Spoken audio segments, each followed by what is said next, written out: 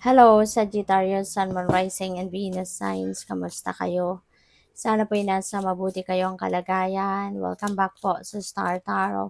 At kung bago kayo rito, welcome din po kayo. Please subscribe, like, share my videos, and leave me a comment kung naka-resonate po kayo. Thank you. So, Sag, first card ninyo, we have Dog Close Up, Pleasure with a Close Friend. Ayan. So, baka meron kayong bonding moment, no? Ng close friend mo, best friend mo. Maaaring you're going to spend quality time together, sa ngayon. Baka matagal kayong hindi nagkita, hindi nagkasama, kaya ngayon babawi kayo sa isa't isa. So, we have Diamond. You'll be receiving or giving a precious gift. So, maaari na ang iba sa inyo rito, baka kayo ang makakatanggap na regalo or baka kayo yung magraregalo. At pwedeng ano yan, mahalagang regalo, pwedeng alahas. Ito, diamond, diba? So, pwedeng baka jewelry ito na mayroong malaking halaga. So, what else? We have Eagle, Triumph over Troubles and Obstacles. Ayan. So, merong merong tagumpay. Merong pagtatagumpay na mangyayari, magaganap dito for some of you, Sagittarius. So, maaari na merong mga obstacles kayong pinagdadaanan, problema, mga ganyan, na pinagdadaanan recently. And finally, yun, mapagtatagumpayan mo na, masosolve mo na kumbaga. So, we have target, a goal-oriented person. Ayan. So, this could be you, Sagittarius. Baka ikaw ito, na goal-oriented person. Pwede rin na pwedeng reminder ito para sa iyo, no? Na wag kang ma-distract kasi you're a goal-oriented person, so don't be distracted with anything, 'di ba?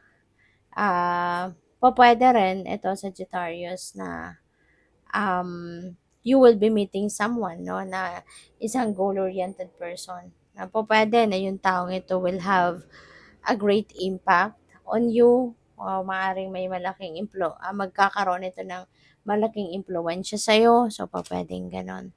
So, we have psychic ability. Trust your intuition. Okay? Magtiwala ka sa inyong intuition.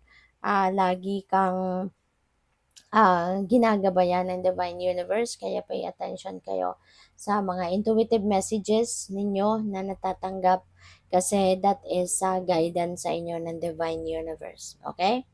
So, what else? We have hills, obstacles to overcome. Maaari na may mga obstacles, may mga pinagdadaanan kayong mga pagsubok sa buhay, pero wag kang mag-alala kasi meron ka ng triumph, 'di ba? Energy. Kaya mapagtatagumpayan mo to. Kumbaga dadaan lang to sa'yo. It's not going to affect you in a big way. At siguro din dahil malakas din ang inyong loob, diba, madiskarte ka din sa buhay, kaya mabilis mong mahahanap yung solusyon sa mga pagsubok na to. Kaya malalagpasan mo agad. Diba? With kahit ano kasing problema, kahit anumang klaseng obstacles or challenges ang dumating sa buhay natin. Diba? Kung talagang you have an optimism, you have positivity, nagpo-project ka lang lagi ng positivity, at may inner strength ka, encourage, walang kahit anumang problema ang makakapagpa-tibag sa'yo. Diba? Talagang mahahanap mo agad ang solusyon sa mga yan. So, and in this case, ganun nga mangyayari sa'yo. Masosolve mo agad yung problema. So, we have light-hearted and carefree time. So, maaari na ito yung time or oras ninyo para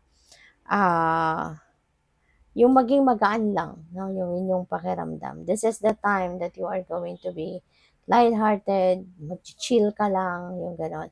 So, yun, kasi nga meron kang pleasure with a close friend, kaya you will be spending your carefree time with that person. Kaya magiging chill-chill lang ang ganap sa'yo. So, we have woman, dealings, or relationship with a woman. So, pwedeng ito yung kaibigan mo. No, baka ito yung close friend mo. no, si woman. So, you are going to be dealing with this person around this time. Baka siya yung makakabanding mo. So, we have courage, a journey, either physical or mental. So, may travel. O pwedeng yung ano ninyo, banding ninyo, baka magta-travel kayo somewhere, baka mamamasyal kayo, mag-out of town kayo, o pwedeng mag-out of the country, ganyan. So, talagang mag enjoy kayo, no? So, feeling ko dito, magbabakasyon ng iba, kasama mo yung kaibigan mo. Pwede rin na mental, ano to, mental travel, no? Maaaring malayo ang nararating ng isip mo, marami kang iniisip, or malayo yung iniisip mo. Pupuwedeng ano 'to, um, pupuwedeng pupuwedeng nag-aano ka siguro, nag-iisip ka ngayon ng mga long-term goals or new intentions, nagse-set ka ng new intentions, so puwedeng gano'n. So, we have door, opportunities are waiting for you, okay? So, yung mga opportunity na 'to, nag-aantay, sa'yo. At hindi natin alam ano, hindi natin alam kung ano ang, anong mga bagay na 'to na nag-aantay sa'yo. Ano 'tong mga opportunities kasi nakasara yung pinto, so we're not sure of it. We're not sure kung ano 'to, alright? So what else? We have nest, an emotionally secure, loving family is important to you. Ayan. So maaari na ang iba sa inyo Sagittarius ay, focus 'no, sa inyong pamilya. Nagfo-focus kayo sa pagpapamilya at, mini-make sure ninyo, 'di ba, na yung pamilya ninyo talagang emotionally secured ang bawat isa, pati din ikaw, 'di ba, para sa kanila. So, that's really beautiful. So, we have red, ang ganda. Ang swerte ninyo kasi unang-una dito may mga opportunities na nag-aantay sa'yo. May mga regalo, may mga success, may pasyal. And ngayon, 'di ba, sabi dito, period of prosperity and abundance. So, may blessing, no? Financial blessings are coming your way. Magkakaroon ng kasaganaan, no, sa pera, magiging masagana ka when it comes to material things as well. So, bongga 'to, 'di ba? Bongga 'to. Magkakaroon ng prosperity and abundance sa buhay ninyo. So, this is really beautiful.